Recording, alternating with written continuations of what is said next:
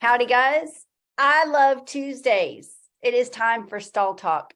Man, these things just keep adding up. We are at episode number 27. And this week is going, instead of saying to ourselves, I need to help him, lead us in some possible, like what role play with this? What Right. can Jordan be thinking instead? Well, so for example, so let me ask you this, Jordan, out of everything that Michael was reflecting and Kendra, what is something that they said that right now is kind of resonating in you out of curiosity? I was really thinking about like the stability from my outside leg.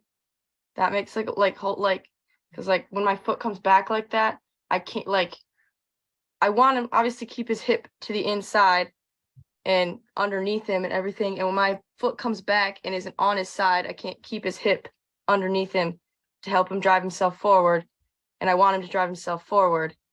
So he can't, if his hip's not there, because I watch a lot of girls run a lot of horses at college rodeos that and it's nothing against them. It's just whatever, sometimes the way the barrel horse industry is that they don't have the wealth of knowledge that I've been lucky enough to that my dad and my family has allowed me to expose myself to. They just don't have that or whatever. And so one of the big things that I'm always telling them is if you're turning your horse too early and their hip is swinging out, that then they lose all that. And my horse isn't swinging his hip out because he's broke enough and I've trained him enough that he doesn't do the thing where they turn at their shoulder and swing their whole butt around. But if I don't have my leg there, it's still not underneath him to drive him forward. Good. And Michael, when you were saying that, he needs the energy or the support of that foot. Some people, I've noticed here in the past decade, people are starting to kind of think oh, the outside of my horse is important, but they've thrown the baby out with the bathwater. So they're actually trying to put pressure on that outside, and things are happening too fast, especially on a horse like Goose. He's too strong, he's too fast, and if you overcompensate, if you try pressing or using it too much, that's not going to work either. So sometimes, Jordan, just having your legs in the right position, you don't have to squeeze one more than the other, but just having them in the right position, Michael, that helped me understand that's enough support for his energy to stabilize him and to keep him level and square. That was a new visual for me. So thank you for that, Michael. Thank you. And that's it. You just talked about the conversation. Go ahead. No. I was just going to elaborate on what the point that you made with the Atlas and Axis, and what you said, Leanna, is spot on. You're compromising that so much. Well, I don't want to say this. You're compromising it, and it's going all the way down your spine, and it's locking your hips up, and coming out of the backside of that third barrel, your butt comes against that cantle and stalls them out too. Anytime that cantle hits your butt or your butt hits the cantle, you're losing forward impulsion just for a moment. And it's going to get him to where he's going to, arch his back, and the hindquarters are going to come behind and not be able to come and push forward. Okay. Leanna, back to you. Instead of saying, I need to help my horse. Yeah, you're going to be, the language is going to be a gentle shift in language, but it's going to help shape your experience. It's going to now be my legs and my feet are here to support you. You're going to be checking in now with that instead of that thought of, I gotta. You're going to breathe into your legs and your feet, and you're going to visualize, just like Kendra said, how she got that new visual. Our right brain only sees in terms of visuals and sound, right? In our senses. And so now you're going to be able, Jordan, to take that now with you. See, that's in you. And you're going to be now able to take that in there with Goose. And you're going to notice a shift in that responsivity between you and your horse. Absolutely. So good. I like that. Talk to your legs, see your legs. I was telling Lori, who was here over the weekend, my last little road yoga class that I did, we were doing these sun salutations. So it starts with down dog, and then you go into a plank, and then you're supposed to lower down. It doesn't matter how you do it. If you need to drop your knees, that's fine, but you're supposed to lower your whole body down to the floor very slowly. That's tricky for me to do because I lacked a lot of upper body strength until this one instructor said, just the other day, and I was like, whoa, it works. She said, I want you to think about your legs right now. See, I'm thinking I'm lowering down. So I had all of my emphasis on my arms and my upper body, trying to control that. She told me to use my legs, like strengthen your legs as you lower down. And I was like, whoa, that's so much easier. Now I can do it and I'm not struggling and I'm not collapsing and I don't have to lower my knees first, simply because she shifted my focus to my legs. And it didn't take a lot of effort, but just kind of working my muscles in my legs, I was shocked at how that changed my upper body. That's crazy. So Jordan, are you willing to try that? Yeah, that makes I think because obviously I know that I don't want my chest down on his neck, where I kind of have it right now in that video, where I'm leaned up against him and lean down on him, because he does. I mean, I'm trying not to make excuses that he's big, strong, and fast, but he is, and whatever. And and it's getting better because my other the other saddles that I had before, when I'm riding in now, even more so let my legs get behind me or whatever. But I'm always thinking about trying to keep my chest up and keeping my chest up, and but around the barrels. And obviously that's not working because I'm still not doing it. So thinking about keeping my feet forward instead of my chest up, because my feet are forward, my chest can't be down. You nailed it. You nailed it. Smart. Smart Well girl. done. Sharp cookie. Yeah. Everybody comment, light it up for Jordan. That's quick. That's real quick to connect the dots. So there's your huge breakthrough for the day. Freaking awesome. Oh, gosh, this is good. All right, Leanna, let's go back to Atlas. How do we know if our Atlas and our axis is locked up? Where is the Atlas and the axis on us? So it's right there at the base of your neck. It connects your occiput, and it's C1 and C2. And really it's what allows cerebral spinal fluid to flow up and down your spine. You can do, and we can have you even do this in yoga, right? But you're going to want to check in with your spine and your Atlas and axis yourself before you get on a horse. I never do that. Well, we're not taught these things, Leanna. So how do I do this? Teach me. Yeah. So literally you're just feeling the warmth of your hands, and you're just going to feel, because the warmth of your hands automatically starts talking to the fascia that's surrounding your C1 and C2. And you're just going to kind of take a breath in, and you're going to automatically feel your range of movement here. And you're just going to go, down, take a breath in, check in, go back, and see how well that can just rotate around. And you might notice a different area that might be a little bit more stuck. When you do, don't push your neck further and be like, I'm gonna just stretch it. Take a deep breath. Let that body just hang out there until it decides it wants to unwind into a different way up there. And that unwinding pattern, just like I did that's how my body wanted to make it over to that side. It didn't want to be pushed to that side. It said, hold up, if you'll let me unwind the fascia by just briefly looking down and up, I can make it there. And then your range of movement begins to open up. We're not Jordan, have you ever been taught these things, Jordan? Did anybody ever teach you this before you rode your horse? No, it's just get on a horse most of the time. Yeah. Everybody else, let me know. Is this brand new to you? Leanna has just brought something revolutionary to the horse industry. Maybe somebody somewhere in the teeny tiny corner of the horse world is already doing this, but I, for one, as a representative of the barrel racing community, can say that most of the people I know, I would bet money, we've never been taught these things. So thank you, Leanna. Oh, it's an honor. I'm learning as much from you guys, every one of you, and Jordan today. I've learned so much from you.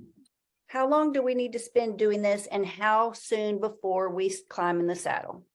It's interesting because it's also our intention. It's that gentle checking in, and you're just honoring that check-in. And so you can do it anytime where you're like, now's the time, follow your intuition, follow your inclination. It's not a protocol, because we're teaching you also here to tune in, right? And go, I feel the need to do that now. Do that because there's a reason. Go ahead, Michael. Yes. I'm just going to ask you though, what effect do you think this has in the occipital bone? Oh, tremendous. Occipital bone, our ability, our vision to open up, right? Because we know when we get under stress, we get into ocular lock, we lose that peripheral, right? So yes. And our optic nerve goes, by the way, straight through our amygdala, our hippocampus, and it goes straight back into our brain. Our amygdala is our feeling and our emotions, and our amygdala, and then our hippocampus is our memories. So, when you can work with that occipital and opening that up, you have opened up your field of vision, especially with your breath. This is crazy. This is so flipping cool. May I? Whoa, Yeah. I'm glad you made it. Yeah. Oh, yeah. I'm here. There's a really interesting therapy out there. It's called Atlas Prophylax. That's ATLAS, and Profi, PROFILAX, and it's .ch, not .com. It's in Switzerland, but there are Atlas Prophylax practitioners kicking around North America. They're rare, but they're available, and it's a really super interesting thing. When we are born, we often are born with a locked up, out of position atlas.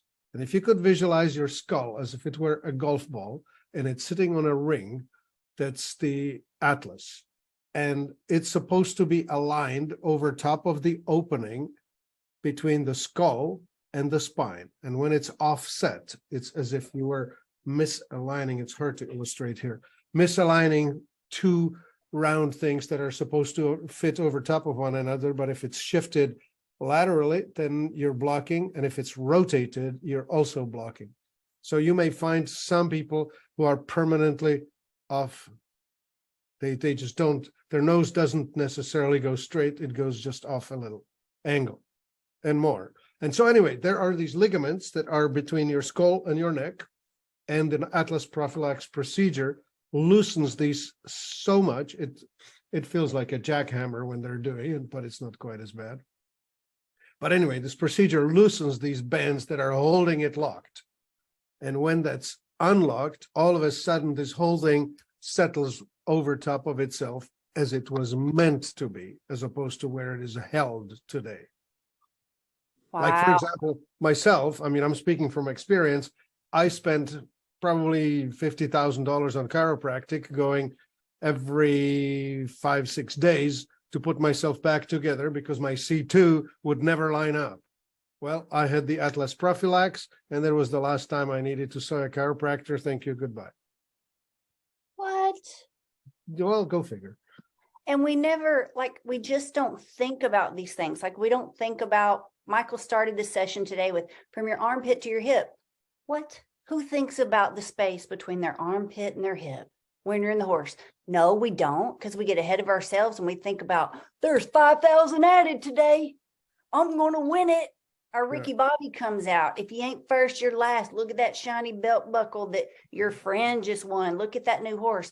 Our brain's all over the place instead of understanding what is crimping the flow. And when we get into the root issues, guys, it is liberating. It's encouraging, it's exciting, and to think about the impact and the result we're now having with horses, and the opportunity that we have at Stall High, as a community of people who care to have these conversations. That is what blows my mind. Martin? I'd like to throw in one thought, which is this. I think Jordan's riding in fear. And she's locked in the fight or flight fear sort of a thing as she's going. She's got the race mode on. She's just, oh my God, I'm going to die through this corner. And we need to try and help her put herself out of the sympathetic lock. And Leanna just said something really wonderful about this Atlas stuff, because when you loosen it, you actually are helping to come out of that.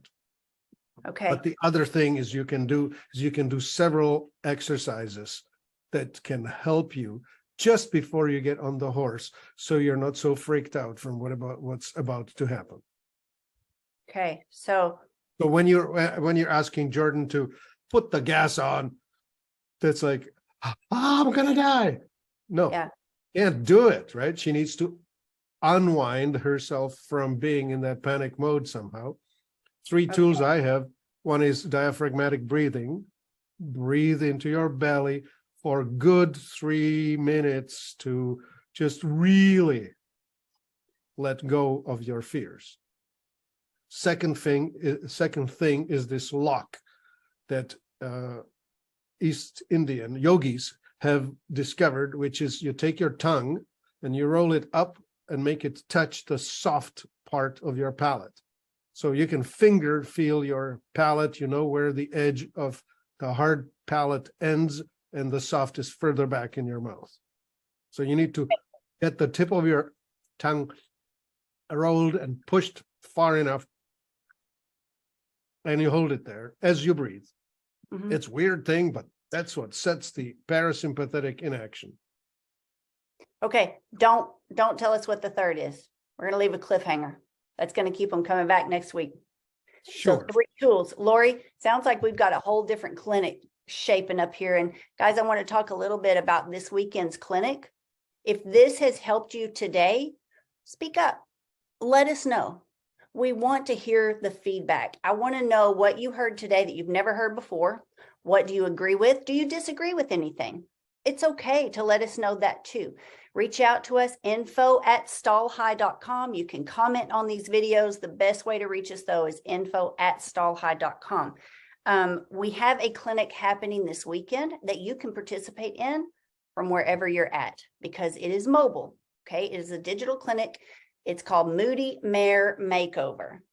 It's not, this is what James Davison, our clinician, said. He was like, this ain't about the beauty. It's not about the exterior. We're not going to be clipping horses and, comparing different show sheen products. It is a mental makeover. And to change the horse's mental state, we're going to do that by correcting the mechanical errors. And James Davison is an expert equine behavior specialist. He has an amazing lifetime of experience. So I'm really excited for him to be here at the ranch this weekend. We will have a very small group of in-person riders with their mares. Everyone else can attend virtually. You can learn more at moodymaremakeover.com. This week, once again, every week I'm like, man, how can it get any better?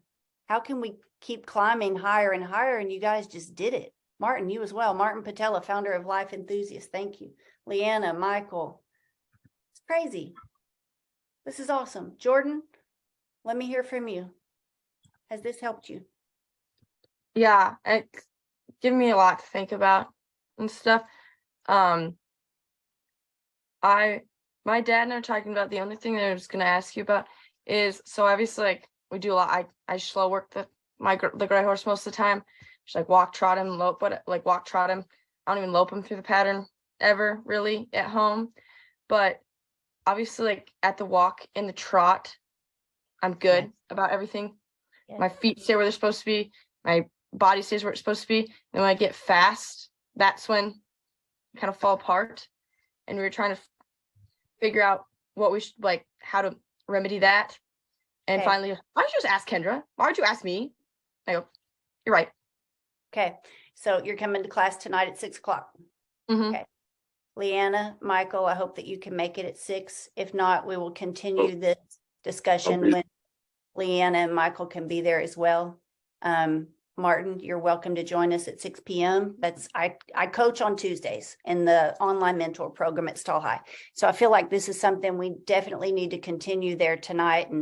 And let's dig a little deeper into the techniques and getting you ready to make that. Now, you're handy. I know you, Jordan. I know you're handy. I know you're a horsewoman. I also understand